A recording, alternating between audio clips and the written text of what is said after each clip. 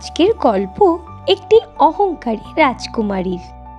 মিশরের এক রাজত্বে রাজা রানীর কঠিন অসুখে মৃত্যু হয়। তারপর থেকে সকল প্রজা তাদের রাজকুমারীর কথা মতো চলে। রাজকুমারীর ছিল ভীষণ দেমাক। একদিন এক ভিক্ষুক তার দরবারে কিছু সাহায্যের আশায় এলে তিনি তাকে অপমান করে তাড়িয়ে দেন।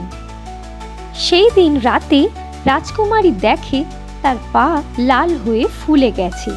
রাজকুমারী আমল দেন না।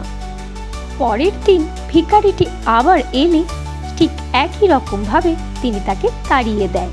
সেদিন রাতে তার পা দ্বিগুণ ফুলে ওঠে। হাকিম বৈদ্য আসে, কেউ কিছু করতে পারে না। শেষে এক বুড়ি দাসী রাজকুমারীকে বলেন, ভিখারিটি আসার পর থেকেই এমনটা হচ্ছে। শুনে রাজকুমারীর চোখ খুলে যায়। পরদিন ভিখারিটি এলে তাকে যথাসম্ভব সম্মান দিয়ে সাহায্য করে রাজকুমারী। তারপরেই তার পায়ের ফোলা কমে যায়। এরপর রাজকুমারী আর কোনো দিন কাউকে অপমান করেননি।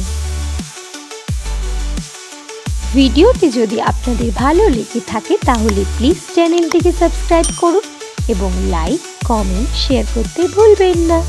টাটা।